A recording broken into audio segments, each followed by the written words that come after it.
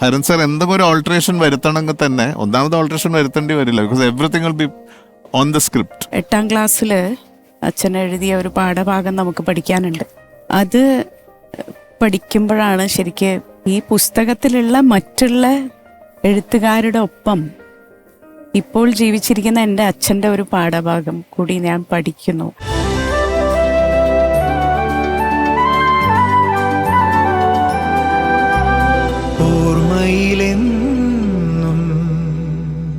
നമസ്കാരം. ഓർമ്മയിലെന്നും MT വാസുദേവൻ നായർ. രസതന്ത്രത്തിൽ ബിരുദമെടുത്ത ഒരാൾ പിന്നീട് മലയാള സാഹിത്യത്തിന്റെ രസതന്ത്രത്തിന്റെ നാനാ വഴികളിലൂടെ നാം ഓരോരുത്തരെയും കൈപിടിച്ച് നടത്തിയതിന്റെ ഓർമ്മകൾ തുടരുന്നു. വളർത്തുമൃഗങ്ങളിൽ പാട്ടെഴുതിയ കഥ, അപ്പോൾ ഇങ്ങനെ ശുഭരാത്രി എന്ന് വെച്ചാൽ ഊരുതൊണ്ടുമൊരു ഏകാന്ത പഥികന് കാവൽ നിൽക്കും താരസഖികളെ നിങ്ങൾക്ക് നന്ദി എന്നൊക്കെയുള്ള വരികളാണ്. അപ്പോൾ അത് ചോദിച്ചു. അപ്പോൾ അദ്ദേഹം പറഞ്ഞത് അതെൻ്റെ ഒരു മേഖലയല്ല. നമുക്ക് തോന്നുമല്ലോ എന്താണ് പിന്നെ MT സാറ് പാട്ട് എഴുതാഞ്ഞതെന്ന്. അപ്പോൾ അദ്ദേഹം പറഞ്ഞത് എൻ്റെ ഒരു മേഖലയല്ല, എനിക്കിഷ്ടമുണ്ട്, കവിതയായിരുന്നു. അപ്പോൾ കുറേ അക്കിത്തത്തിനെ പറ്റിയിട്ട് പറഞ്ഞു. കവിത എഴുതണം എന്നുള്ളതായിരുന്നു ആഗ്രഹം എന്ന് പറഞ്ഞു. പക്ഷെ അതെൻ്റെ മേഖലയല്ല, ഇത് ഒരു സിനിമ തുടങ്ങുന്ന സമയമായിട്ട് ഇപ്പോൾ. എന്നിട്ട് അദ്ദേഹം പറഞ്ഞൊരു ഉദാഹരണം, നിങ്ങളും ഇപ്പോൾ നമ്മൾ പാട്ട് എഴുതുന്ന സമയത്ത് ചിലപ്പോൾ അത് ശരിയാവാത്ത വരും. ഇതൊരു വൈബിലാണല്ലോ വരുന്നത്. അങ്ങനെ ഒരു ഗാനരചയിതാവ് തുടങ്ങി അത് ശരിയാവാത്തൊരവസ്ഥ വന്നു, ഷൂട്ട് തുടങ്ങുമായി. അങ്ങനെ രണ്ടും കൽപ്പിച്ചിട്ടാണ് അതിലെ 4 പാട്ടുകൾ എഴുതിയത് എന്ന് തോന്നുന്നു. ഒരു മുറി കണ്ണാടി ഗംഭീര പാട്ടാണ്. ഇതന്നെ എന്ത് ഗംഭീര പാട്ടാ. ഈ ശുഭരാത്രി എന്ന് പറഞ്ഞ പാട്ടില് പകലുകൾ വെള്ളിൽ പറവകൾ പോലെ എന്നൊക്കെ പറഞ്ഞിട്ട് മുടിയഴിച്ച തന്ത്രികൾ, അതെ, മുടിയഴിച്ച മറ്റേ വേഷക്കാരൻ സ്വപ്നം തേടി ഉറങ്ങി. MB ശ്രീനിവാസൻ MT സാറിന്റെ ഹോളിഡേ സോങ്സ് വളർത്തുമൃഗങ്ങൾ ഇത് ഇടവഴിയിലെ പൂച്ചമുണ്ടാപ്പത് വിശ്വമഹാക്ഷേത്രം സോങ് ഇത്. പിന്നെ പക്ഷെ അന്ന് എനിക്ക് ചോദിക്കാൻ പറ്റാത്തൊരു കാര്യമുണ്ട്. അന്ന് എനിക്ക് അറിയണ്ടായിരുന്നില്ല സത്യത്തിൽ. ഈ എവിടെയോ ഒരു ശത്രു എന്ന് പറയുന്ന സിനിമയില് ഒരു പാട്ട് MT സാർ എഴുതിയിട്ടുണ്ട്. ഹരിഹരൻ സാറിന്റെ സിനിമ തന്നെയാണ്, 82-ലൊക്കെയാന്ന് തോന്നുന്നു. അതല്ലേ 7ാമത്തെ വരവ് എന്ന് പറഞ്ഞ് പിന്നീട് വന്ന പടം. എവിടെയോ ഒരു ശത്രു സുകുമാരനും ആയിട്ട് ഷൂട്ട് ചെയ്ത് വേണുഗോപാൽ സാറും ആരുമായിട്ട് ചെയ്തിട്ട് പിന്നീട് അത് 7ാമത്തെ വരവ് എന്ന് പറഞ്ഞ് വന്നിട്ടുണ്ട്. അല്ല, അന്ന് നിൽക്കുന്നതിന് മുമ്പേ MB ശ്രീനിവാസൻ സാറ് പൊന്നില്ലാതെ പൂവില്ലാതെ വന്നതിന് മാപ്പ് തരൂ എന്നൊക്കെ പറഞ്ഞിട്ട് ഒരു പാട്ട് എഴുതിയിട്ടുണ്ട്. അത് റെക്കോർഡ് ചെയ്തിട്ടുണ്ട് എന്നുള്ളത് ഹരൻ സാറിൻ്റെ ഏതൊരു ഇൻ്റർവ്യൂവിൽ കണ്ടിട്ടുണ്ട്, റെക്കോർഡ് ചെയ്തിട്ടുണ്ട്. പക്ഷേ ഞാൻ ഈ പാട്ട് പ്രേമികളായിട്ടുള്ള നമ്മുടെ അവിടെ ഉണ്ടല്ലോ ഒരുപാട് പാട്ടിൻ്റെ കളക്ഷനുള്ള ഒരുപാട് പേരോട് ചോദിച്ചു, ആരുടെ അടുത്ത് ഈ പാട്ട് ഇല്ല, ഇത് റെക്കോർഡ് ചെയ്ത് എവിടെയാണ് എന്നുള്ളത് അറിയില്ല. അങ്ങനെ ഒരു പാട്ട് കൂടി അദ്ദേഹത്തിൻ്റെ ഉണ്ട്.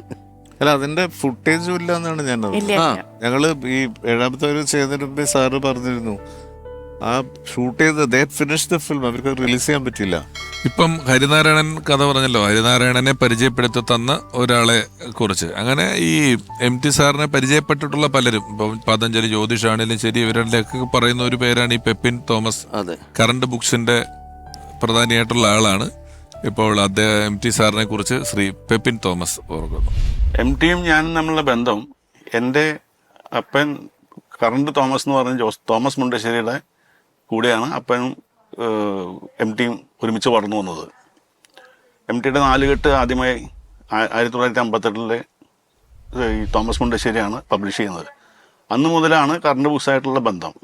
അതിൻ്റെ തുടർച്ചയായി ഞാനും കറണ്ട് ബുക്സിൻ്റെ ിലേക്ക് വന്നപ്പോൾ എൻ്റെ ഫാദറിൻ്റെ മരണശേഷം MT സാറായിട്ട് അത്രയും അടുപ്പത്തിൽ വന്നു. പുസ്തക പ്രസാധകനും എഴുത്തുകാരനും പോലെയൊരു ബന്ധമല്ലായിരുന്നു, ഒരു അച്ഛനും മകനും പോലെയൊരു ബന്ധമായിരുന്നു എനിക്ക്. ഞങ്ങൾ ഒരുമിച്ച് യാത്ര ചെയ്യാറുണ്ട്, ഒരുമിച്ച് അദ്ദേഹം എഴുതുമ്പോൾ അതിന് കൂടെ ഉണ്ടാവാറുണ്ട്. അങ്ങനെ വളരെ അടുപ്പമായിരുന്നു. യാത്രകളിൽ പലർക്കും ലഭ്യമില്ലാത്ത പല കാര്യങ്ങൾക്കും എനിക്ക് ഭാഗ്യം കിട്ടി. ദൂരയാത്രകൾ, സ്പെയിൻ, ഇംഗ്ലണ്ട് അയർലൻഡ്, അതുപോലെ തന്നെ കപ്പലിൽ യാത്ര ചെയ്യുക, അങ്ങനെ ഒരുപാട് ഒരുമിച്ച് ഒരു ബെഡ്റൂം, ഒരു റൂമിൽ ഒരുമിച്ച് താമസിക്കുക, അതും വളരെ ദിവസങ്ങളോളം. ഇതെല്ലാം എൻ്റെ ഒരു ഭാഗ്യമായി കരുതുന്നു. തൃശ്ശൂർ കറണ്ട് ബുക്സിനെ സംബന്ധിച്ച് വാസുവേട്ടൻ ഞങ്ങളുടെ ഏറ്റവും കൂടുതൽ വാസുവേട്ടൻ്റെ പുസ്തകങ്ങളാണ് ഞങ്ങൾ വിൽക്കുന്നത്. അദ്ദേഹത്തിൻ്റെ വിയോഗം എനിക്ക് തീരാ നഷ്ടമാണ്. കുറെ യാത്രകളെ കുറിച്ച് ഇപ്പം പെപ്പിൻ ചേട്ടനൊക്കെ പറഞ്ഞു. യാത്ര വലിയ ഇഷ്ടമായിരുന്നോ? പോകുമായിരുന്നോ? ഭയങ്കര ഇഷ്ടമായിരുന്നു ആ, യാത്ര. ഒരു ഇവിടുത്തെ തിരക്കിൽ നിന്നും ജോലിയിൽ നിന്നും ഒക്കെ മാറി നിൽക്കുമ്പോഴുള്ള ഒരു, എനിക്ക് തോന്നുന്നു അവനവനെ തന്നെ നവീകരിക്കാനുള്ള ഒരു അവസരമാണല്ലോ യാത്ര. സോ ഒരുപാട് ഇഷ്ടമായിരുന്നു യാത്രകൾ. കണ്ടമാനം യാത്ര ചെയ്തിരുന്നു. ഒരു ഇപ്പൊ പറഞ്ഞു കപ്പലിൽ യാത്ര പോകുന്നു, UK, അയർലൻഡ് തുടങ്ങിയ സ്ഥലങ്ങളിലൊക്കെ അങ്ങനെ പോവുക എന്ന് പറയുന്നത്. ആരെങ്കിലും ക്ഷണിച്ചിട്ട് പോകുന്നതല്ലാതെ സ്ഥലങ്ങൾ കാണാനുള്ള ആഗ്രഹങ്ങളും ഉണ്ട്, പോയിട്ടുണ്ട്. ഞങ്ങളെയൊക്കെ കൊണ്ടുപോവാറുണ്ട്. എൻ്റെ ആദ്യത്തെ കേരളത്തിന് പുറത്തേക്കുള്ള യാത്ര 2.5 വയസ്സുള്ളപ്പോൾ മഞ്ഞൻ്റെ ഷൂട്ടിന് നൈനിറ്റാൾ, ആദ്യത്തെ യാത്ര. എനിക്ക് ഓർമ്മയില്ല, ഫോട്ടോസ് കാണുമ്പോഴേ അറിയുള്ളൂ. പക്ഷെ അത്ര ഇഷ്ടമാണ് യാത്ര എന്ന് പറയുന്നത്. ഒരുപാട് സ്ഥലങ്ങൾ ഞങ്ങൾ ഒരുമിച്ച് പോയിട്ടുണ്ട്. പിന്നെ പോകുന്നതിന് മുന്നേ കൃത്യമായിട്ട് ആ സ്ഥലത്തെക്കുറിച്ച് മനസ്സിലാക്കി വയ്ക്കും. അന്നത്തെ കാര്യങ്ങൾ പ്ലാൻ ചെയ്തിട്ടുണ്ടാവും. ഞങ്ങളൊക്കെ എണീക്കണതിന് മുന്നേ ആൾ എണീറ്റ് റെഡി ആയിരിക്കും പോവാൻ. നല്ല ഫോട്ടോഗ്രാഫറാണ്. സൗഹൃദം ഉണ്ടാകുക എന്ന് പറയുന്നത് വലിയ പാടാണ് ഇങ്ങനെയുള്ള ആളുകൾക്ക്. വളരെ ഇൻറ്റൻസീവായിട്ടുള്ള സൗഹൃദം ഉണ്ടാവുക, അത് മെയിൻറ്റെയിൻ ചെയ്യുക, ആ സൗഹൃദം ചെറിഷ് ചെയ്തിട്ടുള്ള പരിപാടികൾ എന്നൊക്കെ പറയുന്നത്, അത് ആ ഒരു സംഘമൊക്കെ ആരായിരുന്നു അച്ഛൻ്റെ? എഴുത്തുകാരുടെ ഇടയിൽ തിക്കോടിയൻ, കുഞ്ഞബ്ദുള്ള മാമൻ, പട്ടത്തുള്ള കരുണാകരൻ, MM ബഷീർ, ഇവരൊക്കെ ഒരു ഗ്രൂപ്പായിരുന്നു. NP അങ്കിള്, മറക്കാൻ പാടില്ല. NP അങ്കിൾ ഒരുമിച്ച് നോവല് രണ്ടുപേര് ചേർന്ന് എഴുതുന്ന ഒരു പുസ്തകം എഴുതുക എന്നുള്ളത് അപൂർവമാണല്ലോ നമ്മുടെ എഴുതിയതല്ല. അപ്പൊ അത് ഞങ്ങള് ഇപ്പൊ NP അങ്കിളുടെ ഫാമിലിയും ഞങ്ങളുടെ ഫാമിലി, കുഞ്ഞബ്ദുള്ള മാമന്റെ ഫാമിലിയൊക്കെ ഒരു കുടുംബം പോലെയാണ് ഞങ്ങൾ കഴിഞ്ഞിരുന്നത് ഒരുപാട് കാലം. ഇപ്പോഴും അവരുടെ മക്കളായിട്ട് നമുക്ക് അടുപ്പമുണ്ട്. SK പൊറ്റക്കാടിനെ ഞാൻ കണ്ടിട്ടില്ല, പക്ഷെ അവരുടെ മകളായിട്ടൊക്കെ അടുപ്പുണ്ട്. അപ്പം ആ ഒരു കോഴിക്കോട്ടെ ആ ഒരു കൂട്ടായ്മ എന്തായാലും ഉണ്ടായിരുന്നു. പിന്നെ അതല്ലാതെ കുറേ നല്ല സുഹൃത്ത് ബന്ധങ്ങളുണ്ടായിരുന്നു അച്ഛന്. പക്ഷേ ഈ പറഞ്ഞ പോലെ വിരലിലെണ്ണാവുന്നവരാണെങ്കിലും വളരെ അടുത്ത ബന്ധമുള്ള ഒരു 5-6 ഫ്രണ്ട്സ് ഉണ്ടായിരുന്നു. ഇപ്പം ആരും ജീവിച്ചിരിപ്പില്ല. പക്ഷെ അവരാരും സാഹിത്യമായിട്ട് ഒരു ബന്ധമുള്ള ആളുകളല്ല, വായന മാത്രമുള്ള ആളുകളാണ്. പക്ഷെ എല്ലാവരും വേറെ വേറെ മേഖലയിലുണ്ടായിരുന്ന ആളുകളാണ്. അപ്പം അങ്ങനെയുള്ള കുറച്ച് സുഹൃത്തുക്കൾ. അപ്പം അവരുടെ അടുത്തൊക്കെ ആകുമ്പോൾ വളരെ ഫ്രീ ആണ്. ഒരു ഇൻഹിബിഷൻസും ഇല്ലാതെ പെരുമാറുകയും അവരുടെയൊക്കെ വീടുകളിൽ പോയി ഞങ്ങൾ താമസിക്കുകയും ഒക്കെ ചെയ്തിട്ടുണ്ട്. അപ്പം ആ ഒരു ക്ലോസ് ഫ്രണ്ട്ഷിപ്പ് സർക്കിൾ എന്നും ഉണ്ടായിരുന്നു അച്ഛന്. തിരക്കഥാരംഗത്ത് സജീവമായ MT വാസുദേവൻ നായർ സാറുടെ ഒരുപക്ഷെ ഏറ്റവും കൂടുതൽ ചിത്രങ്ങൾ നിർമ്മിച്ച ആളുകളിൽ ഒരാൾ പ്രിയപ്പെട്ട 7 ആർട്സ് വിജയകുമാർ. എന്റെ അനുഭവത്തിൽ അദ്ദേഹം ഒരു ഗുരുനാഥനാണ്. കാരണം എന്റെ സിനിമ പ്രസ്ഥാനത്തിന്റെ തുടക്കവും അതിന് നിമിത്തമായതിനകത്തും അദ്ദേഹത്തിന്റെ ഒരു വലിയ പങ്കുണ്ട്. എന്റെ സുഹൃത്തും സുപരിചിതനുമായ Shri Hariharan sir, director Hariharan sir എന്നോട് സംസാരിച്ചു കൊടുത്ത് പറഞ്ഞു, നമുക്ക് സിനിമ എന്ന് പറയുന്നത് ഒരു ബിസിനസ് പുസ്തകമായിട്ട് കാണുകയാണെങ്കിൽ നമുക്ക് വേണ്ടത് ഇന്നത്തെ ട്രെൻഡിനനുസരിച്ചിട്ട് മലയാളത്തിന് അഭിമാനിക്കാവുന്ന സിനിമകൾ ഉണ്ടാക്കി അതിനെ ഒരു ബിസിനസ് മോഡൽ കൂടെ ആക്കുന്നതാണ് അതിന്റെ ഒരു അപ്രോച്ച് കറക്റ്റ് ആയിട്ടുള്ളത്. ആ ഒരു വിശ്വാസം സത്യത്തിൽ MT സാറായിട്ടുള്ള മീറ്റിംഗിലാണ് എനിക്ക് കിട്ടിയത്. അദ്ദേഹമാണ് ഈ 7 ആർട്സ് എന്ന പേര് പോലും കണ്ടെത്തുകയോ സജസ്റ്റ് ചെയ്യുകയോ ചെയ്യുകയും അത് കഴിഞ്ഞിട്ട് ഞങ്ങൾ പഞ്ചാഗ്നി, നഖക്ഷതങ്ങൾ അങ്ങനെയുള്ള 2 പടങ്ങളുടെ ഒരേ സമയത്താണ് MT സാറിന്റെ പ്രിപ്പറേഷൻ നടക്കുന്നത്. പഞ്ചാഗ്നി നമ്മൾ പ്രൊഡ്യൂസ് ചെയ്യുന്നു, നഖക്ഷതങ്ങൾ ഹരിഹരൻ സാറിന് പ്രൊഡ്യൂസ് ചെയ്യുന്നെങ്കിൽ ഞാൻ അതിന്റെ കൂടെ പ്രൊഡ്യൂസർ, ഞാൻ ഡിസ്ട്രിബ്യൂട്ട് ചെയ്ത പടമാണ്. പക്ഷെ അതിന്റെ കൂടെ തന്നെ ഒന്ന് സാറിന്റെ കൂടെ ഒരു സഹകരണം. അത് കഴിഞ്ഞിട്ട് പിന്നെ പരിണയം, പിന്നെ സതയം, ഈ പടങ്ങൾ ചെയ്യുകയും അത് കൂടാതെ വൈശാലി, പിന്നെ ആ പടത്തിന്റെ ഒരു പ്ലാനിങ് മുതൽ MT സാർ തന്നെ പറഞ്ഞു, വിജയകുമാർ നമുക്കൊരു ടീമായിട്ട് ചെയ്യണം, ഞാൻ എൻ്റെ കൂടെയുണ്ട്. അങ്ങനെ ദയ, ഈ 2 പടങ്ങളും MT സാറും ഞാൻ അത് ഡിസ്ട്രിബ്യൂട്ട് ചെയ്തതിനുപരി ഞങ്ങൾ കൂടെ നിന്നിട്ട് ചെയ്ത പടങ്ങളാണ്. ഇതിനകത്തൊരു അനുഭവം കൂടിയുണ്ട്. MT സാറിന്റെ കൂടെ ഒരു പ്രോജക്റ്റിൽ അസോസിയേറ്റ് ചെയ്യുമ്പോൾ ആ ടോട്ടൽ പ്രോജക്റ്റ് അതിന്റെ ഒരു എക്സിക്യൂഷനകത്ത് നമുക്ക് ഭയങ്കര സന്തോഷമാണ്.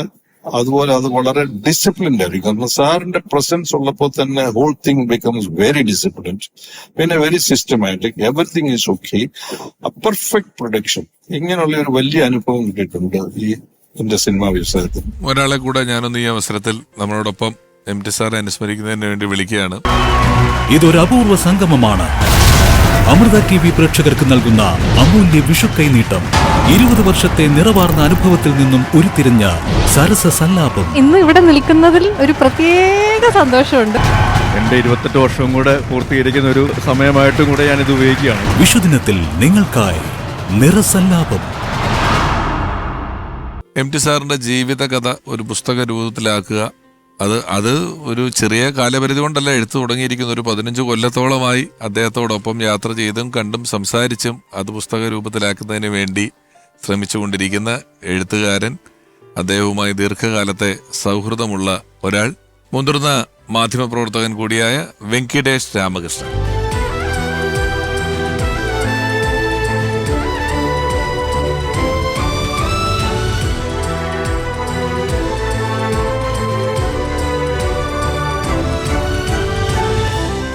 ഞങ്ങളിങ്ങനെ വിനീതേട്ടം വന്ന് സിനിമ തൊട്ട് വീട്ടുകാര്യങ്ങൾ തൊട്ട് പല കാര്യങ്ങളിലൂടെ ഇങ്ങനെ ഓർത്തുകൊണ്ടിരിക്കുകയാണ്. ഞാനിതിൻ്റെ ആമുഖത്തിൽ പറഞ്ഞിരുന്നു. അങ്ങനെ നമ്മൾ കുറച്ച് പേരിരുന്ന് അങ്ങോട്ടും ഇങ്ങോട്ടും പറഞ്ഞാൽ തീരുന്ന ഒന്നല്ല ആ ജീവിതവും അതിൻ്റെ ഒരു വലിപ്പവും എന്ന് പറയുന്നത്. അതിപ്പോൾ ഒരു എപ്പിസോഡിലോ 2 എപ്പിസോഡിലോ 3 എപ്പിസോഡിലോ ഒന്നും തീരുന്നതല്ലെന്ന് ഞാൻ പറഞ്ഞപ്പോൾ തന്നെ അത്തരത്തിലൊരു വലിയ സാഹസത്തിന് മുതിർന്നിരിക്കുന്ന ഒരാളാണ് വെങ്കിടേഷ് സാറ്. ഒരു ജീവിതകഥ എഴുതുകയാണ്. അതിനകത്ത് ഒന്നുകിൽ ഈ വണ്ണമുള്ളൊരു പുസ്തകം എഴുതണം. കാരണം അദ്ദേഹത്തിന്റെ പുസ്തകങ്ങളെക്കുറിച്ചും കാര്യങ്ങളെക്കുറിച്ചും ഒക്കെ അത്ര വരണം. വലിയൊരു അധ്വാനമല്ലേ ഇത്? എത്ര നാളായി തുടങ്ങിയിട്ട് ആ എഴുത്ത്? 2008 ഫെബ്രുവരി മാസത്തിൽ തുടങ്ങിയതാണത്. അന്നാണത് ചില അതിനു മുമ്പേ MTയെ കാണുകയും പരിചയപ്പെടുകയും സംസാരിക്കാനും ഒക്കെയുള്ള അവസരം ഉണ്ടായിട്ടുണ്ട്. ആദ്യമായിട്ട് കാണുന്നത് കോളേജ് പഠിക്കുന്ന കാലത്താണ്. പരിചയപ്പെട്ടിട്ടൊന്നുമില്ല. പിന്നെ അത് കഴിഞ്ഞ് 2000-ന്റെ തുടക്കത്തിൽ കേരളത്തിലൊരു മുഴുനീള ലൈവ് ടെലിവിഷൻ ചാനലിൽ തുടങ്ങാൻ വേണ്ടി, ഇന്ത്യ വിഷൻ എന്ന പേരുള്ള ചാനൽ തുടങ്ങാൻ വേണ്ടി, അപ്പോൾ അതിൻ്റെ ആദ്യത്തെ പ്രാരംഭ പ്രവർത്തനങ്ങളിൽ ഞാൻ അതിൻ്റെ ഭാഗമായിരുന്നു. ഇൻസിഡൻ്റലി ഇന്ത്യ വിഷനോട് പേരിട്ടത് ഞാനാണ്. അപ്പോൾ ആ സമയത്ത് അതിൻ്റെ ചീഫ് പ്രോഗ്രാം കൺസൾട്ടൻ്റ് ആയിരുന്നു MT വാസുദേവൻ സാർ. അപ്പോൾ ആ സമയത്താണ് ആദ്യമായിട്ട് അടുത്ത് പെരുമാറുകയും സംസാരിക്കുകയും ചെയ്തത്. പക്ഷെ ആ സമയത്തൊന്നും ഈ ജീവചരിത്രം എഴുതുക എന്നൊരു ഐഡിയ ഉണ്ടായിട്ടില്ല. 2008 അദ്ദേഹം കേന്ദ്ര സാഹിത്യ അക്കാദമിയുടെ പ്രസിഡന്റ് ആവാൻ വേണ്ടിയിട്ട് അദ്ദേഹത്തിൻ്റെ സുഹൃത്തായിട്ടുള്ള സുനിൽ ഗാംഗുലിക്കെതിരെ അതിന് മത്സരിക്കേണ്ടി വന്നു. അപ്പോൾ ആ സമയത്ത് അദ്ദേഹം അവിടെ ഡൽഹിയിലുണ്ടായിരുന്നു. ഞാൻ അപ്പോൾ ഡൽഹിയിൽ ഹിന്ദുവിൽ ഫ്രണ്ട് ലൈനിൽ വർക്ക് ചെയ്യാണ്. അപ്പോൾ ആ സമയത്ത് ആണ് പിന്നെ ഈ MTയുടെ സാഹിത്യത്തെ പറ്റി, MTയുടെ ലേഖനങ്ങളെ പറ്റിയിട്ട്, MTയുടെ സാഹിത്യ രചനകളെ പറ്റി, സിനിമകളെ പറ്റിയൊക്കെ ഒരുപാട് ആൾക്കാർ നിരവധിയായിട്ട് എഴുതിയിട്ടുണ്ട്. പക്ഷേ 2002 മുതൽ ഞാൻ ശ്രദ്ധിച്ചിട്ടുള്ളൊരു കാര്യം, അദ്ദേഹം സാമൂഹികമായിട്ട് നടത്തുന്ന ഇടപെടലുകൾ. ഇപ്പം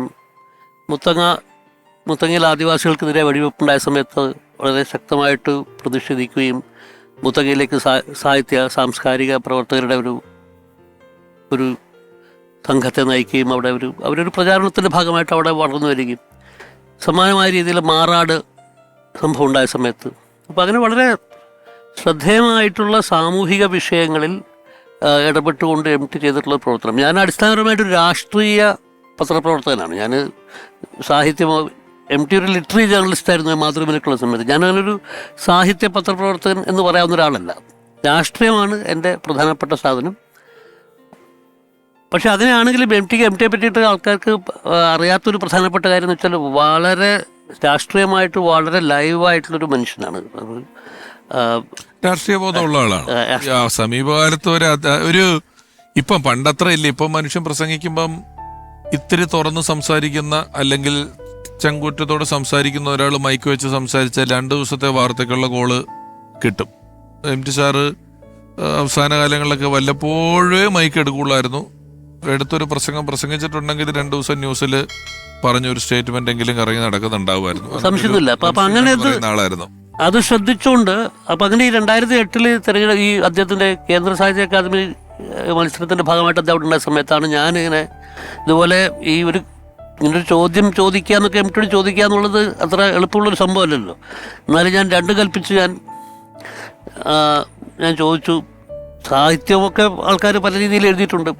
MTയുടെയും ബഷീറിനെയും പറ്റിയിട്ടാണ് മലയാളത്തിൽ ഏറ്റവും കൂടുതൽ പുസ്തകങ്ങൾ ഉണ്ടായിട്ട്. 2 പേര് എൻ്റെ ഈ വർക്കിൻ്റെ ഭാഗമായിട്ട് ഞാൻ നടത്തിയിട്ടുള്ളൊരു കണക്കെടുപ്പിൽ 2 പേരെ പറ്റിയിട്ടും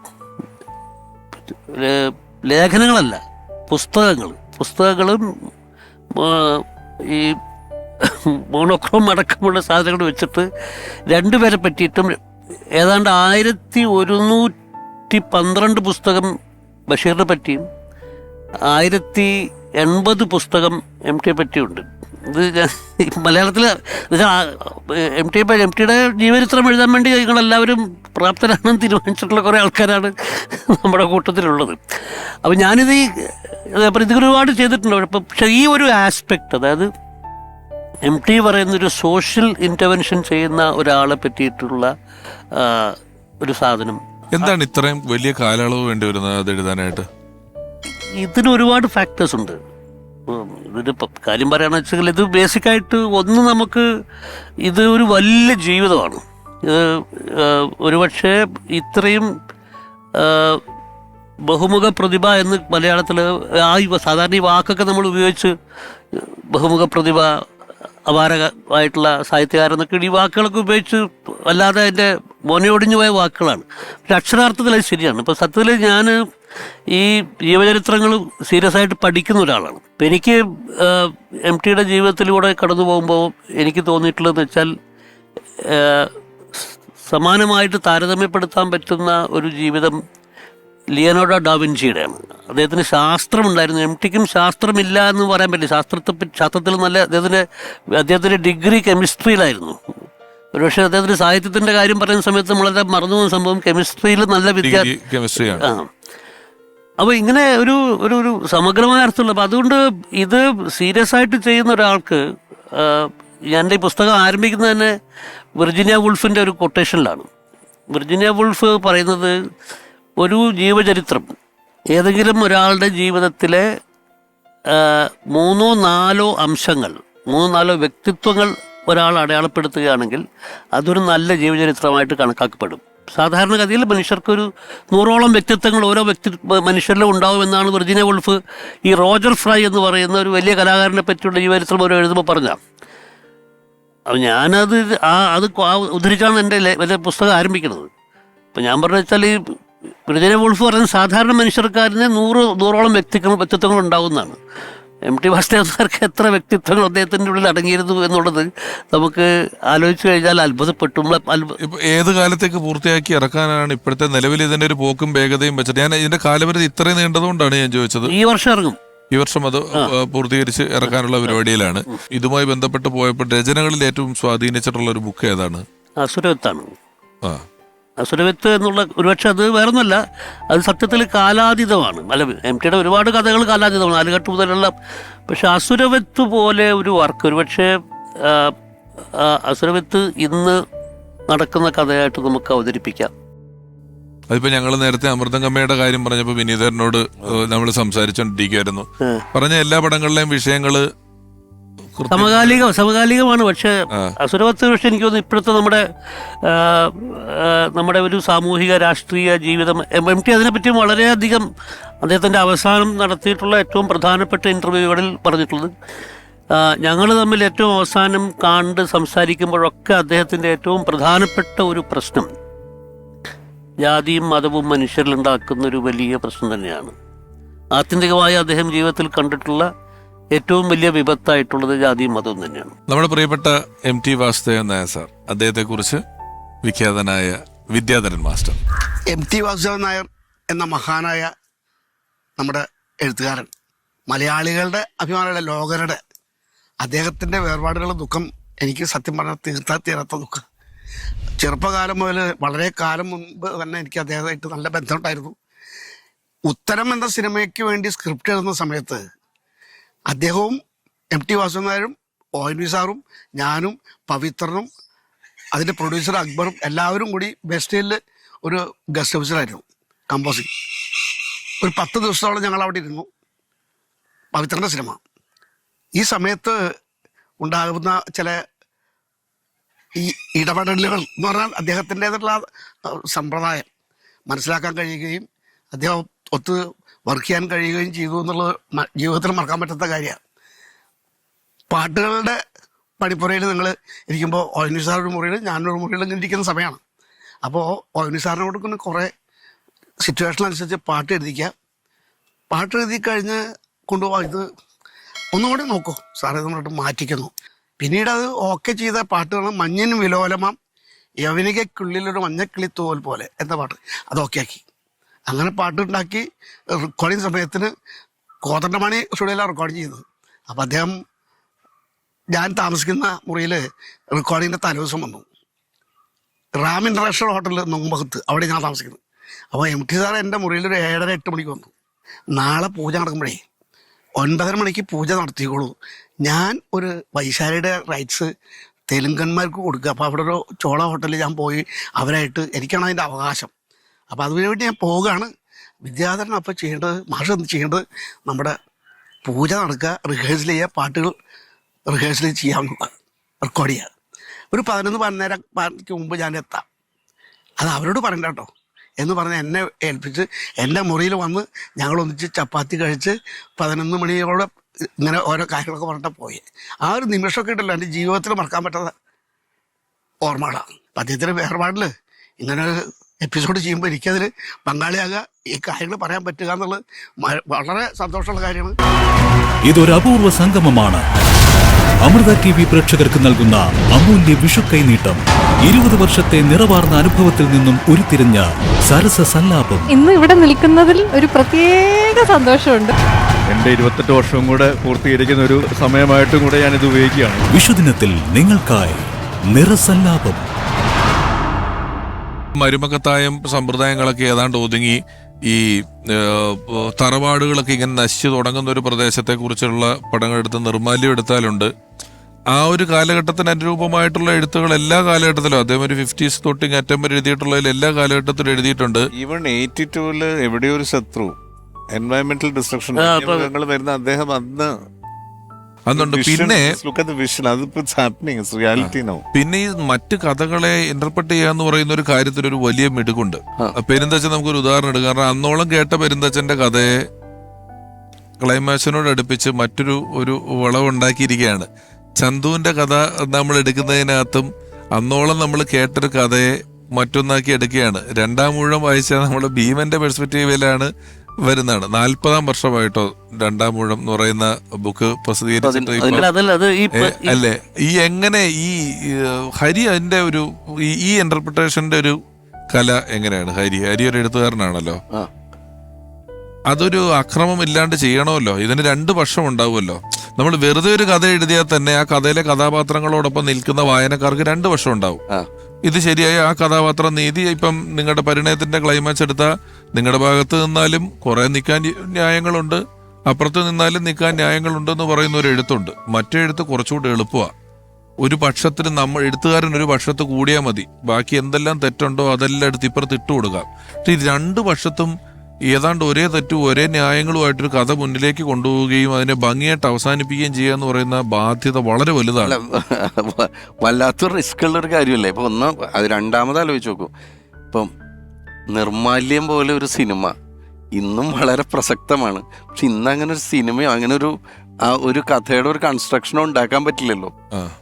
ഇന്നിപ്പോൾ അത് ഉണ്ടാക്കിയാൽ ഇന്ന് അങ്ങനെ ഒരു സിനിമ വന്നാലത്തെ അവസ്ഥ എന്തായിരിക്കും എന്നുള്ളത് നമുക്ക് ആലോചിക്കാമല്ലോ. ഇന്നത്തെ ഒരു പരിതസ്ഥിതിയിൽ നിർമാല്യം പോലെ ഒരു സിനിമ ഒരാൾ അപ്പോൾ അത് ആ കാലത്ത് ആ ധൈര്യം കാണിക്കുകയാണ്. ഇതിലൊക്കെ വേണ്ടത് ഒരു ധൈര്യം, ഒരു എഴുത്തുകാരൻ്റെ ഒരു ബോൾഡ്നെസ് ഉണ്ടല്ലോ. അത് നമ്മൾ ഒരുപാട് സംസാരിക്കുകയോ അല്ലെങ്കിൽ ഒരുപാട് പറയുകയോ എപ്പോഴും പറയുകയോ എന്നുള്ളതല്ല. ആ പറയുന്ന സമയത്ത് അത് കൂർപ്പിച്ചുകൊണ്ട് ഒരു വാചകമോ 2 വാചകമോ ആണെങ്കിൽ അതിൽ പറഞ്ഞ് തീർക്കുന്ന. ഇപ്പം ഈ ചില വാചകങ്ങളുണ്ടല്ലോ, നമുക്കൊരിക്കലും നിനക്കായി പിറക്കാൻ പോകുന്ന എൻ്റെ കുഞ്ഞിനായി ഒരടയാളമായിട്ടെങ്കിലും ഒന്നും തരാൻ കഴിയാത്ത വിധം ദരിദ്രനായി തീർന്നിരിക്കുന്നു ഈ ഭീമസേനൻ ഇന്ന്. ഈ 2-ാമൂഴത്തിൽ ഭീമസേനൻ്റെ എന്നെ സംബന്ധിച്ചിടത്തോളം എന്നെ ഹിഡിംബിയോട് പറയുന്നതാണ്. ഹിഡിംബിയുടെ അടുത്ത് പോണ സമയത്ത് നിനക്കായി ദാരിദ്ര്യം, ഈ നിർമാല്യത്തിൽ ഈ ദാരിദ്ര്യം എന്ന് പറയുന്നത് ഇതെടുത്ത് ആക്രിക്കാരന് കൊടുക്കുന്ന അവസ്ഥ എത്തുന്ന. അതെ, പള്ളിവാളും കാൽച്ചിലമ്പ് എന്ന് പറയുന്ന കഥയാണല്ലോ, അതിന്റെ ഇതാണല്ലോ. അല്ല, ഈ റീഇൻറ്റർപ്രിട്ടേഷനെ പറ്റി വിശാലിന് ചോദിക്കണ്ടായിരുന്നു. അത് എം ടിയുടെ ഒരു ബേസിക്കായിട്ട് അദ്ദേഹത്തിൻ്റെ ക്രിയേറ്റീവായിട്ടുള്ള അദ്ദേഹത്തിൻ്റെ ഒരു സ്ട്രീക്ക്, ആ ക്രിയേറ്റീവായിട്ടുള്ള ധാരയിൽ ഈ ഒരു നമ്മൾ കാണുന്ന കാഴ്ചയ്ക്ക് അപ്പുറം പോവുക എന്നുള്ളത് ആണ് എം ടിയുടെ എന്ത് കാര്യം എടുത്ത് പരിശോധിച്ചു കഴിഞ്ഞാലും. അതായത് ലേഖനം എഴുതുമ്പോൾ പോലും ആ സാധനം ഉണ്ടാവും. സാധാരണത്തിൽ ലേഖനം നമ്മൾക്കൊരു ഒരു വിഷയത്തെപ്പറ്റി ഇപ്പോൾ എഴുതുന്ന സമയത്ത് വളരെ പ്രത്യക്ഷമായിട്ടൊരു കാര്യമാണ് നമ്മൾ പറയുക. ഓഷ്വിറ്റ്സിൽ പോകുന്നുണ്ട് എം ടി. ഓഷ്വിറ്റ്സിൽ പോയിട്ട് അവിടെ നാസികൾ കൊന്നിട്ടുള്ള ആൾക്കാരുടെ, നാസികൾ ഗ്യാസ് ചേമ്പറിന് ചുട്ടു കരിച്ചിട്ടുള്ള ആൾക്കാരുടെ അവരുടെ ഈ ചാരം കൊണ്ടാണ് ഓഷ്വിറ്റ്സിലെ വഴികളിലൊക്കെ, അതിന് മുകളിൽ കൂടെ നമ്മൾ നടന്നു പോവുക. അവിടെ പോയി ഇതുപോലെ ഈ ആൾക്കാരെ കൊന്ന ആൾക്കാരുടെ എല്ലുകളൊക്കെ കൂട്ടിയിട്ടിട്ടുള്ള സ്ഥലങ്ങൾ. അപ്പം അതൊക്കെ കണ്ടിട്ട് എം ടി എഴുതുന്നൊരു വാചകമുണ്ട്. ഹാ മനുഷ്യൻ, ഹാ എത്ര സുന്ദരമായ പദം, ഗോർക്കിയെ ഇപ്പോൾ കണ്ടിരുന്നെങ്കിൽ. ഗോർക്കി എഴുതിയ വാക്കുകളാണ്. ഗോർക്കിയെ ഇപ്പോൾ കണ്ടിരുന്നെങ്കിൽ, ഞാനിവിടെ ചോദിച്ചിട്ടുണ്ട്, ഗോർക്കിയെ ഇപ്പോൾ കണ്ടിരുന്നെങ്കിൽ എന്തൊക്കെ ചെയ്തു പോയിരുന്നു എന്നാണ്. അപ്പം ഞാൻ വിചാരിച്ചത് ഇതെങ്ങനെ ഇത് എഴുതുന്ന സമയത്ത് എങ്ങനെ ആ ഗോർക്കിയിലേക്ക് എങ്ങനെ നിങ്ങൾ ആ പ്രത്യേകിച്ചും ആ മനുഷ്യൻ ഹാ എത്ര സുന്ദരമായ പദം എന്ന് പറയുന്ന സ്ഥാനത്തിലേക്ക് എങ്ങനെ എത്തുന്നത്. അപ്പം അതും ഞാൻ ആലോചിച്ചിട്ട് എഴുതിയൊന്നുമല്ല, അങ്ങനെ വന്നു പോയപ്പോൾ. പക്ഷെ ബേസിക്കായിട്ട് ഞാൻ ശ്രദ്ധിച്ചിട്ടുള്ള സംഭവം എന്ന് വെച്ചാൽ, ഇപ്പം ചന്തുവിനെ കണ്ടെത്തുന്നത്, ഭീമസേനനെ കണ്ടെത്തുന്നത്, ഇതെല്ലാം സംഭവിക്കുന്നത് വെച്ചാൽ ഈ ഒരു സാധാരണ മനുഷ്യരുടെ കാഴ്ചയ്ക്ക് അപ്പുറമുള്ളൊരു കാഴ്ച അത് അന്തർലീനമായിട്ട് അവിടെ ഉണ്ട്. അതുകൊണ്ടാണ് നമുക്ക് അതൊരു ബ്രില്യൻസ് അല്ലേ. ഇപ്പോൾ വിനീതേട്ട ഇവിടെ ഇരിക്കുമ്പോൾ പറയാം, ഇത് എന്നോട് നേരിട്ട് ചൊവ്വല്ലൂർ കൃഷ്ണൻകുട്ടി, നമ്മളൊക്കെ കൊച്ചപ്പേട്ടൻ എന്ന് വിളിക്കുന്ന ചൊവ്വല്ലൂർ കൃഷ്ണൻകുട്ടി പറഞ്ഞൊരു കാര്യമാണ്. സർഗം എഴുതിയത് അദ്ദേഹമാണല്ലോ. അപ്പോൾ അദ്ദേഹം പറയണം, അപ്പോൾ ഈ സർഗത്തിൻ്റെ ഒരു പോയിന്റിൽ ഈ വിനീതേട്ടൻ്റെ കഥാപാത്രത്തിന്, വേണുചേട്ടൻ്റെ കഥാപാത്രം, വിനീതേട്ടൻ്റെ കഥാപാത്രം പാടുന്ന സമയത്ത് അപ്പോഴാണ് ഈ അച്ഛൻ തിരിച്ചറിയുന്നത് മകൻ പാടും എന്നുള്ളത്. അപ്പോൾ കൊച്ചപ്പേട്ടൻ പറഞ്ഞു, ഇതിലൊരു പ്രശ്നം എഴുതി കഴിഞ്ഞിട്ട് ഒരു പ്രശ്നം വന്നു. അതായത് ഈ മകന് ഇൻഹറൻ്റായിട്ട് പാട്ടുണ്ടെങ്കിൽ ഇയാൾ 1 വയസ്സിലും 2 വയസ്സിലും 4 വയസ്സിലും 5 വയസ്സിലും ഒക്കെ പാടും. ഈ ബോധപൂർവം അച്ഛനിൽ നിന്ന് മറച്ചു വെക്കാനുള്ള പ്രായമാവുമ്പോഴേ അയാൾക്ക് മറച്ചു വെക്കാൻ പറ്റുള്ളൂ, അല്ലാത്ത സമയത്തും പാടും. അപ്പോൾ ഈ അച്ഛൻ കേട്ടിട്ടുണ്ടാവും ഇയാളൊരു സംഗീതകാരനാണ്. ഈ സംഗീതകാരനായിട്ടുള്ള അച്ഛൻ ഇത് കേട്ടിട്ടുണ്ടെങ്കിൽ അയാൾക്കിത് മനസ്സിലാവും, മകൻ പാടും എന്നുള്ളത് ജഡ്ജ് ചെയ്യാൻ പറ്റും. ഇത് പറ്റിയിട്ട് ഇതൊരു ലോജിക്കൽ പിഴവാണ് അവിടെ എത്തുന്ന സമയത്ത്. അപ്പം ഇത് തിരുത്തി കഴിഞ്ഞാൽ ഈ സിനിമയുടെ മൊത്തം കാര്യങ്ങൾ ഇതാവും. അപ്പം ഇത് ഒരു കൺഫ്യൂഷൻ വന്നിട്ട് എം ടി സാറിൻ്റെ അടുത്ത് പോയി. അപ്പോൾ ഇതൊക്കെ കണ്ട് അദ്ദേഹം ചോദിച്ചൊരു ചോദ്യം, കൊച്ചപ്പേട്ടൻ പറഞ്ഞതാണ്, അദ്ദേഹം ചോദിച്ചൊരു ചോദ്യം, ഈ വേഷം ആരാണ് ചെയ്യുന്നത് എന്ന് ചോദിച്ചു. ഈ അച്ഛൻ്റെ വേഷം നെടുമുടി വേണുവിനോട് ഈ കാര്യം പറഞ്ഞാൽ മതി, എന്നിട്ട് ആ ലോജിക്ക് മനസ്സിലാവാത്ത വിധത്തിൽ അത് അഭിനയിക്കാൻ പറയാ, അത് ചിന്തിക്കാത്ത രീതിയിൽ അഭിനയിക്കാൻ പറയാം. അല്ലെങ്കിൽ അത് അങ്ങനെ ചെയ്തില്ലെങ്കിൽ ഈ ലോജിക്ക് പിടിച്ചു പോയി കഴിഞ്ഞാൽ ഇത് വേറെ രീതിയിലായി പോയി സിനിമ. ഇതിൽ പറ്റില്ല. നമ്മളൊന്നും ആ സിനിമ കാണുന്ന സമയത്ത് ഇത് ചിന്തിച്ചിട്ടില്ല.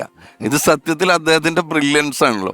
എഴുതുന്ന സിനിമ കൈകാര്യം ചെയ്യുന്ന വിഷയത്തെക്കുറിച്ചുള്ള അറിവ്, അത് ഇപ്പൊ നമ്മൾ ഒന്ന് പറഞ്ഞ് രണ്ടാമത്തേന് ഫോൺ എടുത്ത് ഗൂഗിൾ നോക്കി തപ്പി ചെല്ലുന്നത് പോലെ അല്ല അന്നത്തെ ഇവരുടെ റിസർച്ച്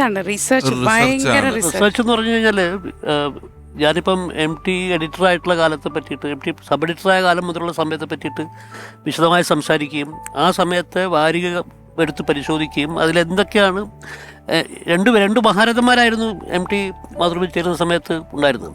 NV കൃഷ്ണവാര്യരാണ് എഡിറ്റർ, MT സബ് എഡിറ്ററായിട്ട് ജോയിൻ ചെയ്യാണ്. ഈ നെയ്ക്കഡ് ഏപ്പ് എന്ന് പറഞ്ഞിട്ടുള്ള ഡെസ്മണ്ട് മോറിസിന്റെ പുസ്തകം ലോകം മുഴുവൻ കീഴടക്കിയ ഒരു പുസ്തകമാണ്.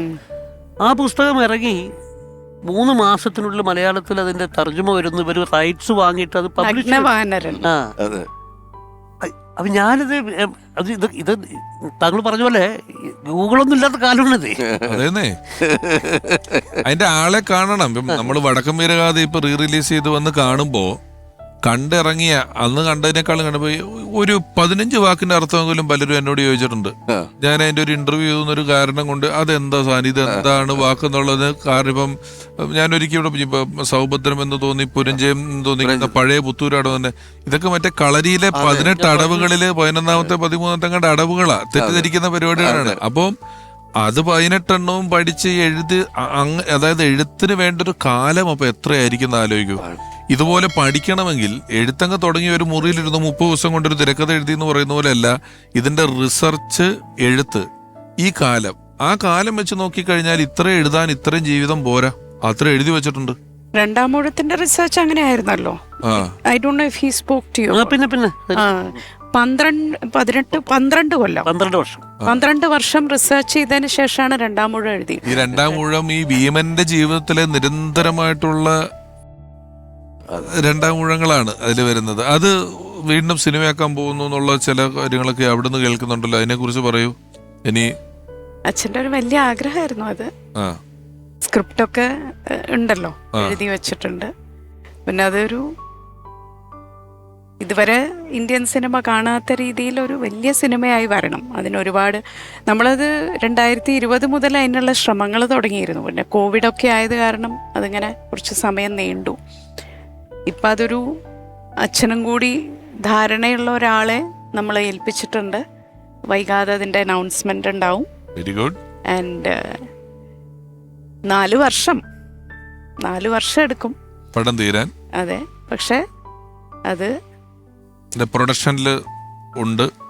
പ്രൊഡക്ഷനിലുണ്ടാവും എന്ന് എനിക്ക് തോന്നുന്നില്ല. മനോരഥങ്ങളിൽ അതിന്റെ ക്രിയേറ്റീവ് പ്രൊഡ്യൂസറായിട്ട് അങ്ങനെ ഒരു റോള് മാത്രമേ ഉള്ളൂ എനിക്ക്. മനോരഥങ്ങളെ കുറിച്ച് പറഞ്ഞ സാഹചര്യത്തിൽ നമുക്ക് ശ്രീകാന്ത് മുരളി അഭിനേതാവാണ്, സംവിധായകനാണ്. ഒരുപാട് ചിത്രങ്ങളുടെ അണിയറ പ്രവർത്തനങ്ങളിലും എഡിറ്റിംഗിലും ഒക്കെ കാര്യമായിട്ട് ഇടപെട്ടിട്ടുള്ള ഒരാളാണ്. ചലച്ചിത്ര പ്രവർത്തകൻ, അഭിനേതാവ് ശ്രീകാന്ത് മുരളി. അദ്ദേഹത്തെ ഓർക്കുന്നു. MT സാറിന്റെ തിരക്കഥ സിനിമയാക്കണം എന്ന് ആഗ്രഹിക്കുന്ന തലമുറയിലെ യുവ തലമുറയിലെ പലരിൽ ഒരാളാണ് ഞാൻ. എന്ന് സ്വന്തം ജാനകിക്കുട്ടി എന്ന കഥ സിനിമയാവുന്നു എന്നറിഞ്ഞതുമായി ബന്ധപ്പെട്ടാണ് പ്രിയൻ സാറുമായിട്ട് ഈ ഒരു MT സാറിൻ്റെ തിരക്കഥയെക്കുറിച്ചിട്ട് ഞങ്ങൾ സംസാരിച്ചത്. അന്ന് മാണിക്യക്കല്ലിനെ കുറിച്ചൊക്കെ സാർ സംസാരിച്ചപ്പോൾ ഓർക്കുന്നു. ഏതായാലും അതിനുശേഷം മനോരഥങ്ങൾ എന്ന കഥകളുടെ ഒരു സീരീസ്, MTയുടെ കഥകളുടെ ഒരു സീരീസ് വന്നപ്പോഴാണ് എനിക്ക് അദ്ദേഹത്തിനൊപ്പം അസിസ്റ്റന്റ് ഡയറക്ടർ എന്ന നിലയിൽ സഹകരിച്ച് പ്രവർത്തിക്കാൻ പറ്റിയത്. MT സാറിൻ്റെ കഥകൾ എടുത്തു നോക്കിയാൽ അതിലെല്ലാം നായകൻ വളരെ കുറച്ച് മാത്രമാണ് സംസാരിക്കുക. നായകൻ പലപ്പോഴും കേൾവിക്കാരനും കാഴ്ചക്കാരനുമാണ്.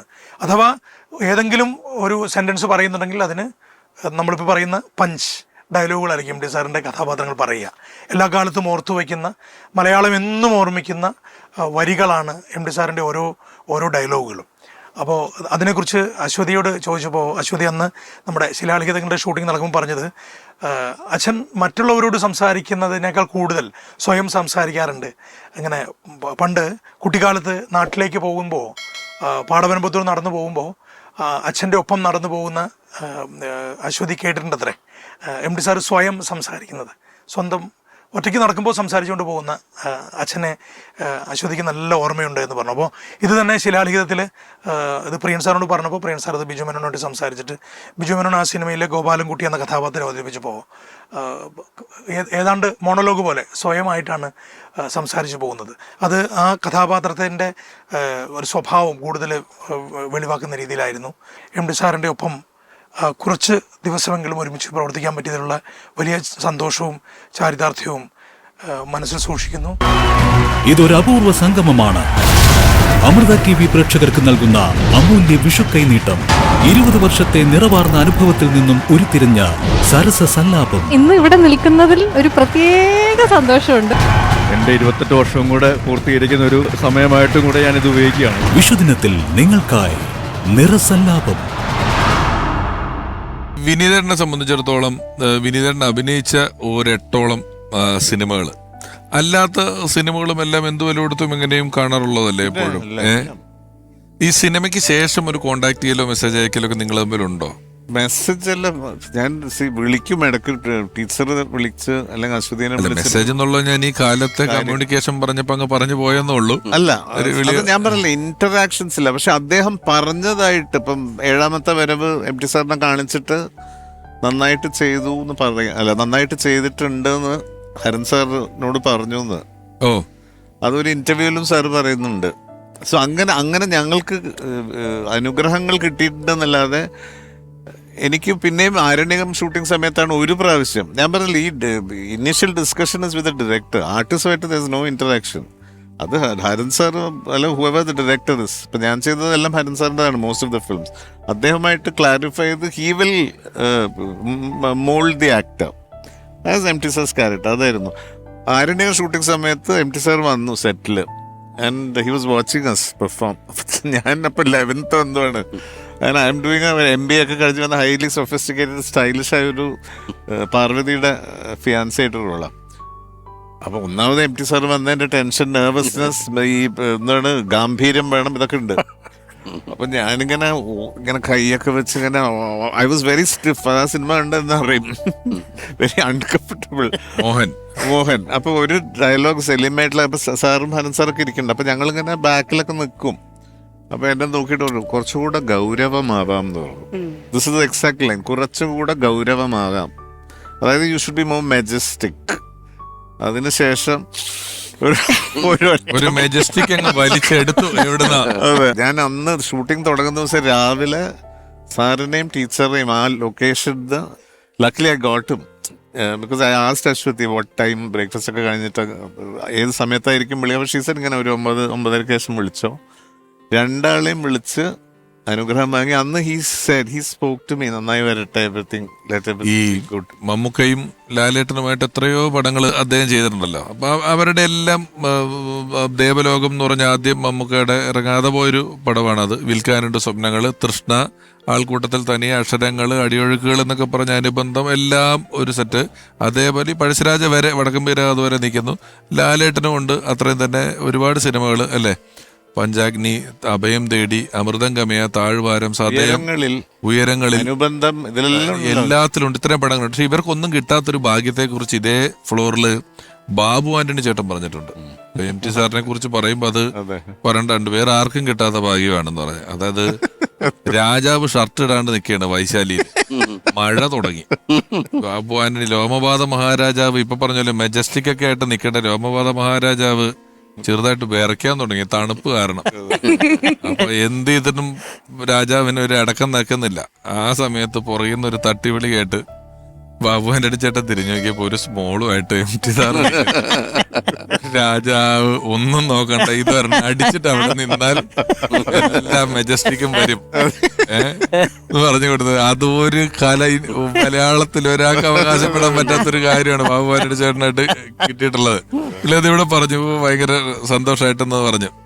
അപ്പം ഞാൻ പറയുന്നത്, എവിടെയൊക്കെയോ നമ്മളീ പറയുന്ന ബഹുമാനം കൊണ്ടും അല്ലാതെയൊക്കെ നമ്മൾ നിൽക്കുമ്പോഴും ചില കുട്ടിത്തങ്ങളും ചില രസനീയതകളും ഒക്കെ ഇങ്ങനെ ആസ്വദിക്കുന്ന ഒരു ആളും കൂടെയാണ് അല്ലെ. ഹ്യൂമർ സെൻസ് എങ്ങനെ നർമ്മം പറയുമായിരുന്നു അച്ഛൻ? വളരെ ഷാർപ്പാണ്. പക്ഷെ ആർക്കും മനസ്സിലാവും. പക്ഷെ അതിങ്ങനെ എന്താ പറയാ, വളരെ പ്രത്യക്ഷമായിട്ടല്ല പറയാ. അപ്പൊ നമ്മളൊക്കെ തമാശ പറയണ പോലെയല്ല പറയാ. അതിങ്ങനെ വളരെ അപൂർവമായിട്ടേ വരുള്ളൂ. പക്ഷെ വന്നാ അത് കൃത്യം 2 ദിവസത്തേക്കുള്ളതുണ്ട്. MT സാറിന്റെ ഓർമ്മകളുമായി വളരെ പ്രിയപ്പെട്ട നടൻ ശ്രീ രാമു. നിർമ്മാല്യത്തിന്റെ ഡിസ്കഷനും ലൊക്കേഷനും എല്ലാം ഞങ്ങളുടെ തറവാടും, ഞാൻ ജനിച്ചു വളർന്ന തറവാടും അതിൻ്റെ ചുറ്റുപാടും ഒക്കെ ആയിരുന്നു. അപ്പോൾ എൻ്റെ അമ്മാവൻ കുട്ടേട്ടൻ എന്ന് വിളിക്കുന്ന കുട്ടമാമ അദ്ദേഹത്തിൻ്റെ MTയുടെ ഏറ്റവും അടുത്ത സുഹൃത്തായിരുന്നു. MT മാത്രമല്ല, മധുസാർ, അങ്ങനെ ഒരുപാട് സുഹൃത്തുക്കളുള്ള വലിയൊരു വലയം ഉള്ള ആളായിരുന്നു എൻ്റെ അമ്മാവൻ കുട്ടേട്ടൻ. ആ കഥയുടെ ഡിസ്കഷനും അതിന് പറ്റിയ ലൊക്കേഷനുകളൊക്കെ നോക്കി നടക്കുന്ന സമയത്ത് ഞാനും ഇവരുടെ കൂട്ടത്തിലുണ്ടായിരുന്നു. ഞാനന്ന് കേരളവർമ്മ കോളേജിൽ പ്രീ ഡിഗ്രിക്ക് പഠിക്കുന്ന സമയമാണ്. അപ്പോൾ ആ സമയത്ത് എപ്പോഴും ഞാനും ഇവരുടെ കൂടെ ഉണ്ടായിരുന്നു. കൂട്ടത്തിൽ ഈ കഥയുടെ സംഭാഷണം നടക്കുന്ന സമയത്താണ് കുട്ടമാമ ഈ വെളിച്ചപ്പാടിന്റെ മകന്റെ ക്യാരക്ടറായിട്ട് സുഖേട്ടന്റെ, എൻ്റെ വല്യമ്മയുടെ മകന്റെ സുഖേട്ടന്റെ പേര് സജസ്റ്റ് ചെയ്യുന്നത്. അപ്പോൾ പറഞ്ഞു അവനൊന്ന് കണ്ടു നോക്കാം, നമുക്ക് പറ്റിയെങ്കിൽ ഉപയോഗിക്കാം എന്ന് പറഞ്ഞു. അങ്ങനെയാണ് സുഖേട്ടൻ ഈ വെളിച്ചപ്പാടിന്റെ മകനായിട്ട് ഈ നിർമ്മാല്യത്തിൽ വരുന്നത്.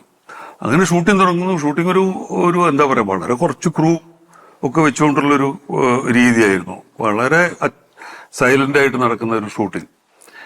അപ്പൊ അതിന്റെ കൂട്ടത്തിൽ ഷൂട്ടിംഗ് വളരെ ഇൻട്രസ്റ്റിംഗ് ആയിരുന്നു ആ സമയത്തൊക്കെ. ഞാൻ ആദ്യം കാണില്ല ഷൂട്ടിംഗ്. എന്തായാലും അതിനുശേഷം പ്രശസ്തിയുടെ ഓരോ പടവുകളും കയറി വാസുവേട്ടൻ എന്ന മഹാപ്രതിഭ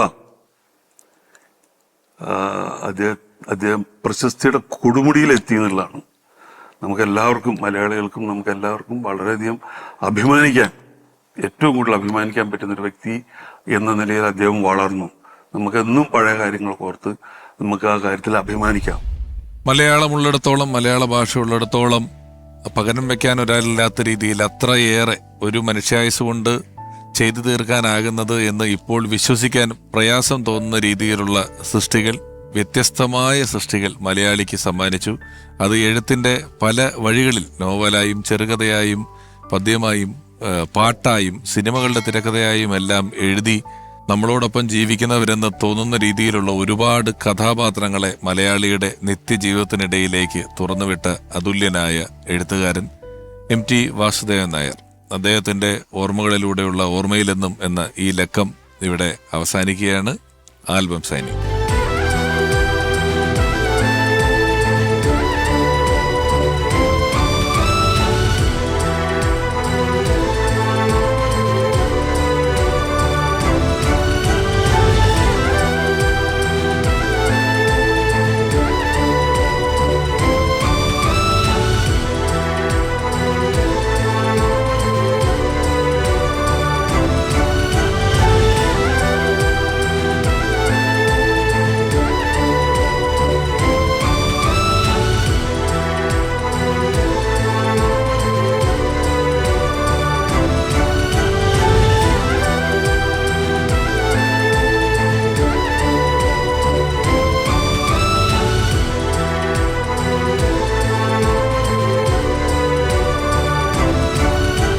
ഓർമ്മയിലെന്നും MT വാസുദേവൻ നായർ.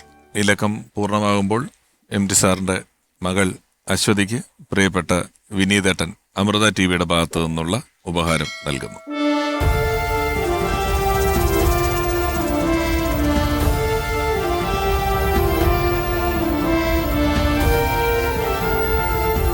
ഓർമ്മയിലെന്നും ഒരാൽബത്തിന്റെ താളുകളിലെ ചിത്രങ്ങൾ എന്നതുപോലെയാണ് ഓരോ ഓർമ്മകളും നമ്മൾ മനസ്സിൽ സൂക്ഷിക്കുന്നത്. ഓർമ്മയിലെന്നും എന്ന ഈ പരിപാടിയിലൂടെ മലയാള സിനിമയിലെ പ്രഗത്ഭരും പ്രശസ്തരുമായ ഒരുപാട് വ്യക്തിത്വങ്ങൾ, അവർ ചെയ്ത കഥാപാത്രങ്ങൾ, അവരുടെ വ്യക്തിജീവിതം എന്നിങ്ങനെയുള്ള കാര്യങ്ങൾ അവരുടെ സഹപ്രവർത്തകരും സുഹൃത്തുക്കളും അവർക്ക് വളരെ പ്രിയപ്പെട്ട അവരുടെ ബന്ധുമിത്രാദികളും വന്ന് നമ്മളുമായി പങ്കുവയ്ക്കുകയുണ്ടായി. അതിലൂടെ മലയാള സിനിമയുടെ ഒരു വലിയ കാലഘട്ടത്തെ തന്നെയാണ് നമ്മൾ അടയാളപ്പെടുത്തിയത്. ഓർമ്മയിലെന്നും എന്ന ഈ ഒരു പരമ്പര ഇവിടെ അവസാനിക്കുമ്പോൾ ഒരുപാട് ഓർമ്മകൾ ബാക്കിയാക്കിക്കൊണ്ട് ഓരോ എപ്പിസോഡുകളും നമ്മൾ ഓർത്ത, ആദരിച്ച, സ്നേഹിച്ച ആ പ്രിയപ്പെട്ട കലാകാരന്മാരുടെ ചിത്രങ്ങളും അവർക്ക് പ്രിയപ്പെട്ടവരുടെ ഒപ്പുകളും ശേഖരിച്ച് നമ്മളിവിടെ ഒരു ആൽബം തയ്യാർ ചെയ്തു. ആദ്യ ലക്കത്തിൽ വന്ന പ്രേം നസീർ സാർ മുതൽ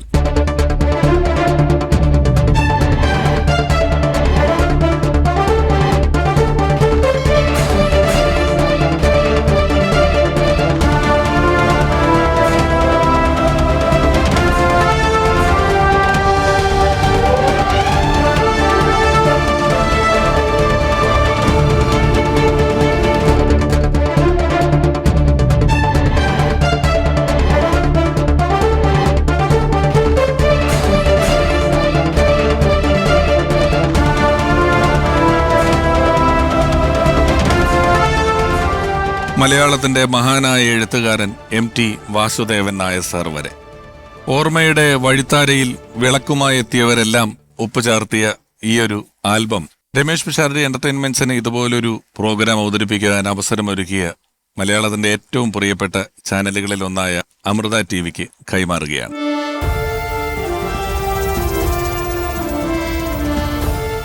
ഓർമ്മകളുടെ ഈ ഒരു ആൽബം ഏറ്റുവാങ്ങുന്നതിന് അമൃത TVയുടെ ക്രിയേറ്റീവ് ഹെഡ് സിന്ധു മോഹനെയും deputy creative head Shri Ajayan K നായരെയും സ്വാഗതം ചെയ്യുന്നു.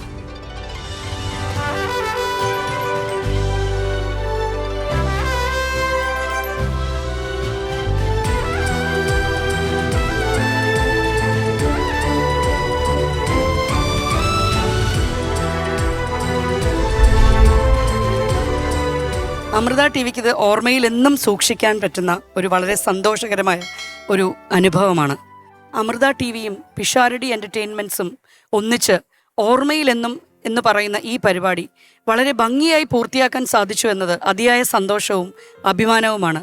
രമേശ് പിഷാരടിക്കും പിഷാരടിയുടെ ടീമിനും അമൃത TVയുടെ എല്ലാവിധ അഭിനന്ദനങ്ങളും. സത്യത്തിൽ ഇന്ന് രമേശ് പിഷാരടി ഞങ്ങൾക്ക് നൽകിയിരിക്കുന്ന ഈ ആൽബം വെറും ഒരു ആൽബമല്ല. അമൃത TVയെ സംബന്ധിച്ചിടത്തോളം അമൃത TVയുടെ ആൽബത്തിൽ ഇതൊരു അമൂല്യ നിധിയായി ഞങ്ങളിത് സൂക്ഷിക്കും. ഞങ്ങളിത് അത്രയും പൊന്നുപോലെയാണ് ഈ കൺസെപ്റ്റിനെ കൊണ്ടുവന്നതും അത് നമ്മളിവിടെ പൂർത്തിയാക്കുന്നതും. ഇത്തരമൊരു മഹത്തായ ആശയം നമുക്ക് ദൃശ്യവൽക്കരിച്ച് തന്ന രമേശ് പിഷാരടിയെയും അദ്ദേഹത്തിൻ്റെ എൻ്റർടൈൻമെൻറ്റ്സിനെയും നമ്മൾ തീർച്ചയായും ആദരിക്കേണ്ടതുണ്ട്. അതിലേക്കായി ഞങ്ങൾക്ക് രണ്ട് വ്യക്തിത്വങ്ങളെ ഈ വേദിയിലേക്ക് തീർച്ചയായും സ്വാഗതം ചെയ്യണം. രമേശ് എൻ്റർടൈൻമെൻറ്റ് പ്രൊഡ്യൂസർ ആയിട്ടുള്ള ശ്രീ മണി നാരായണനെ ഞാൻ ഈ വേദിയിലേക്ക് ക്ഷണിക്കുന്നു. ഒപ്പം ഏതൊരു ക്രിയേറ്റീവ് കൺസെപ്റ്റിൻ്റെയും അമരക്കാരൻ എന്ന് പറയുന്നത് അതിൻ്റെ ഡയറക്ടറാണ്. തീർച്ചയായും അമൃത TVയുമായി വളരെ ബന്ധവും കുറേ നാളായിട്ട് അമൃത TVയുടെ ഒപ്പം നിൽക്കുകയും ചെയ്യുന്ന ശ്രീ ഹരി P നായരെയും ഞാൻ ഈ വേദിയിലേക്ക് ക്ഷണിക്കുകയാണ്.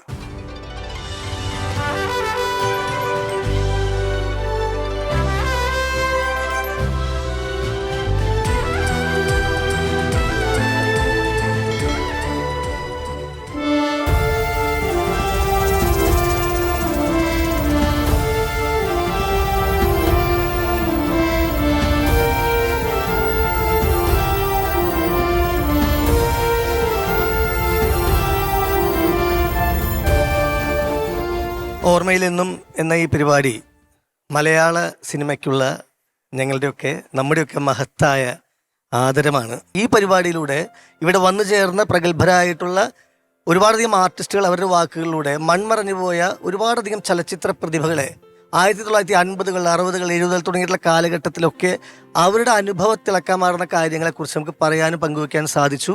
അതൊരു അപൂർവമായ നേട്ടമാണ്. ഇതിന് അരങ്ങൊരുക്കിയ അമൃത TVക്ക് രമേശ് പിഷാരടി എൻ്റർടൈൻമെൻറ്റ്സ് നന്ദി പറയുന്നു. സഹകരിച്ച എല്ലാ സാങ്കേതിക പ്രവർത്തകരോടും പ്രേക്ഷകരോടും നന്ദി പറയുന്നു. Thank you. അമൃത TVയുടെ ആളുകൾ പ്രവർത്തകർ, രമേശ് പിഷാരടി എൻ്റർടൈൻമെൻറ്റ്സിൻ്റെ ആളുകൾ പ്രവർത്തകർ, ഇത് കൂടാതെ ഈ ഒരു വലിയ സംഘാടനത്തിന് നമ്മളോടൊപ്പം നിന്നത് 2020 ഒക്കെ പോലുള്ള വലിയ ചിത്രങ്ങളുടെ പ്രൊഡക്ഷൻ കൺട്രോളറായിട്ടുള്ള ശ്രീമാൻ നന്ദകുമാർ പൊതുവാളാണ്. അദ്ദേഹം ഇതിൻ്റെ സംഘാടനത്തെ നമ്മളോടൊപ്പം വലിയ തോതിൽ സഹായിച്ചിട്ടുള്ള ഒരാളാണ്. അദ്ദേഹത്തോടുള്ള നന്ദി കൂടി ഈ അവസരത്തിൽ ഞാൻ പറയുകയാണ്. ഓർമ്മയിലെന്നും എന്ന ഈ പരിപാടി ഇത്ര മനോഹരമായി അവതരിപ്പിക്കാൻ അവസരമൊരുക്കിയ അമൃത TVയോടുള്ള നന്ദി ഒരിക്കൽ കൂടി വാക്കുകളിൽ പറഞ്ഞുകൊണ്ട് വീണ്ടും മറ്റേതെങ്കിലുമൊക്കെ പരിപാടിയിലൂടെ നമുക്ക് പരസ്പരം കാണാം. നന്ദി, നമസ്കാരം.